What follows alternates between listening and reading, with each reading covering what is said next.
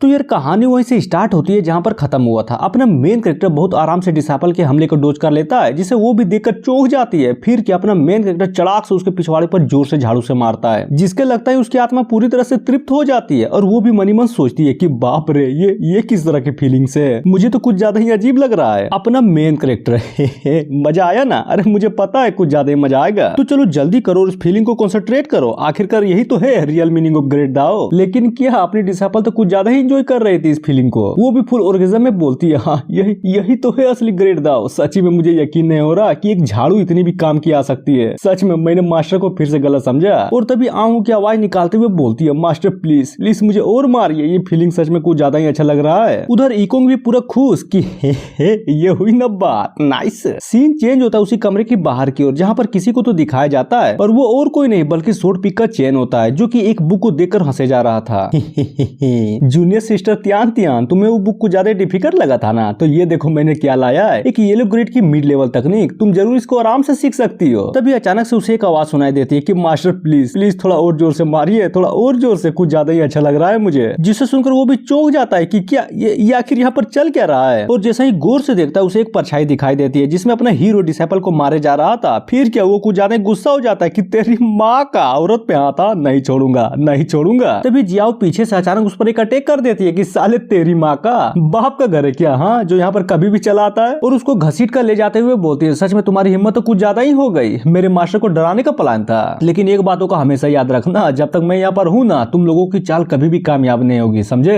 अब आते हैं दूसरे दिन, जहाँ पर अपनी डिसाइपल मस्त मगन में सोई हुई थी और अचानक उठ जाती है। वो भी हाँ, आज का दिन तो कुछ ज्यादा ही बेईमान है, नाइस। और जैसे ही बिस्तर से उठती है उसके पिछवाड़े में कुछ ज्यादा ही दर्द हो रहा था कि मम्मी रे, ये तो कुछ ज्यादा ही दर्द कर रहा है। और ये बोलकर पिछले दिनों को याद करती है कि किस तरह अपने मास्टर को और भी ज्यादा मारने के लिए वो बोल रही थी। फिर क्या शर्माते हुए मनी मन सोचती है कि यार सच्ची में मैं कल पागल हो गई थी क्या, जो मास्टर को और ज्यादा मारने के लिए बोल रही थी। लेकिन ये तो उनकी भी गलती है ना, लड़की पर दया दिखाने छोड़ वो तो उल्टा कस के मारने लगे।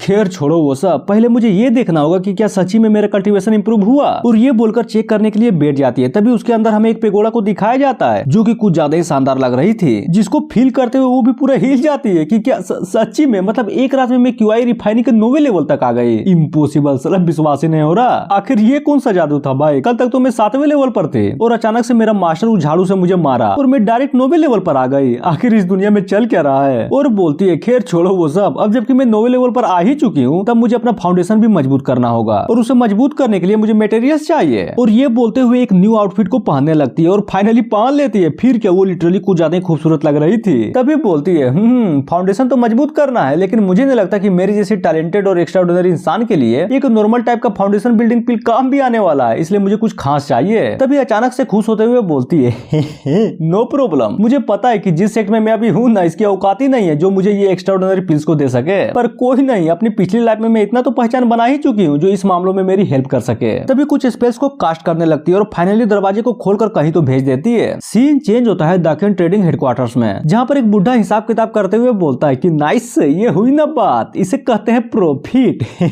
पिछले महीने के हिसाब से तो इस बार 30% ज्यादा प्रॉफिट हुआ है और ऊपर से कुछ जड़ी बूटियां तो इतना फेमस हुआ है कि कुछ बोलो ही मत, सच में मजा ही आ गए। लेकिन एक मिनट, उस दवाई का क्या? अगर मैंने शीघ्र पतन और टेढ़ापन की दवाइयों की कीमत कम कर दी तब तो साला कुछ ज्यादा ही लूट मार हो जाएगा। हाँ बिल्कुल, मुझे यही करना चाहिए ताकि जबरदस्त फायदा हो। तभी वो भी कुछ तो नोटिस करता है, अरे नहीं समझे, अपनी डिसाइपल का मैसेज जो आया हुआ था यहाँ पर, जिसे देखकर बुढ़ऊ भी बोलता है, ओ समझ गया, यानी कि महारानी को टॉप ग्रेड का फाउंडेशन बिल्डिंग पीस चाहिए।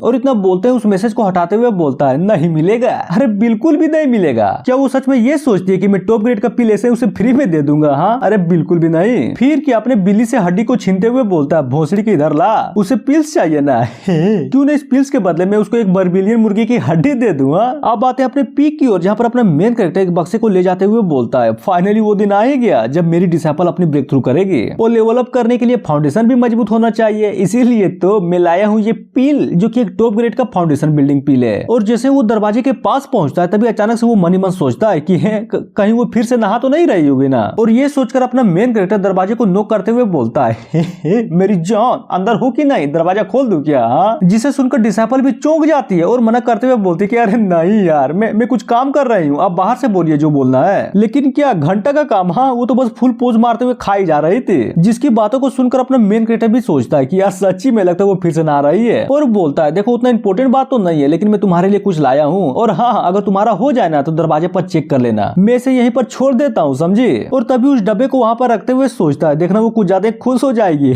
जब देखेगी कि इस बक्से में पिल्स के साथ साथ एक फोनिक्स की हड्डी भी है। नाइस, लेकिन मेरे पास उतना टाइम नहीं है कि यहाँ पर खड़ा होकर मैं उसे खुशी के मारे रोता हुआ देखूं। और ये बोलकर वहाँ से चला जाता है। तभी हमें एक बहुत बड़ी पंछी को दिखाया जाता है जो कि एक बक्से को अपने मुंह पर दबाकर आया हुआ था। फिर क्या वो उस डब्बे को वहीं पर गिरा देता है अपने डिसाइपल के दरवाजे के बाहर, जहाँ पर वो डब्बा अपने मेन कैरेक्टर के डब्बे के बगल में गिरता है। और फाइनली तियान दरवाजे को खोल देती है और जैसे ही नीचे देखती है उसे 2 डब्बे दिखाई देते हैं और इतना बोलते ही एपिसोड खत्म हो जाता है। तो मिलते हैं नेक्स्ट वीडियो में जो कि शायद कल आएगी।